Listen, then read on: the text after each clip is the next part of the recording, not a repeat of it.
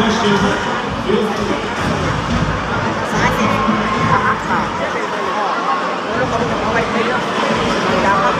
Here it is. Should you be the next Angolan Festival queen, you'll become a symbol to young women and girls in Bato. What would you like to tell them?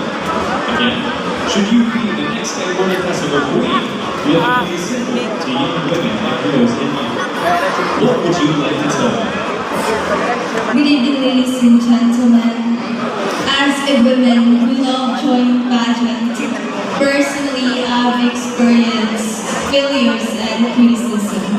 For those young people who also love to join pageants, I would like to tell them that no matter what happened, always be true to themselves and advocate for what we believe in.